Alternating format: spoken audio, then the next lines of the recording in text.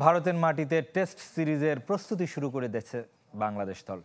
প্রথমবার অনুশীলন করেছে চেন্নাইয়ের চিদম্বরম স্টেডিয়ামে। নেটে ব্যাট বলের অনুশীলনে সাবলীল ছিল ক্রিকেটাররা। দলের সাথে রাতে যোগ দেবেন সাকিব আল হাসান। 250-টিরও বেশি ডিজাইন অপশন নিয়ে ওয়ালটন স্মার্ট ফ্রিজ, বোঝে আপনার প্রয়োজন।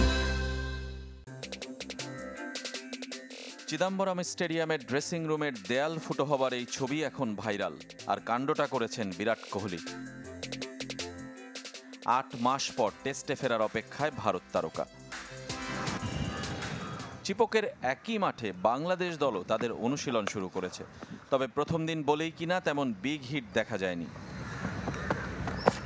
যে পিচে খেলা হবে ঠিক তার পাশের উইকেটে বোলিং করেছেন নাহিদ রানা, খালেদ আহমেদ, হাসান মাহমুদরা। অনুশীলনের শুরুটা অবশ্য স্টেডিয়ামের বাউন্ডারি ঘেঁষা আউটার প্র্যাকটিস সেন্টারে। সেখানে নেটে ব্যাট বলের পরীক্ষাটা দারুণ হয়েছে সাদমান ইসলাম, জাকির হাসানদের। নেটেই উইকেটের পেছনে দেখা মিলেছে লিটন দাসের। সাকিব আল হাসান দলের সাথে যোগ দিলেও প্রথম দিনের অনুশীলনে ছিলেন না। রেজওয়ানুজ্জামান, চ্যানেল 24।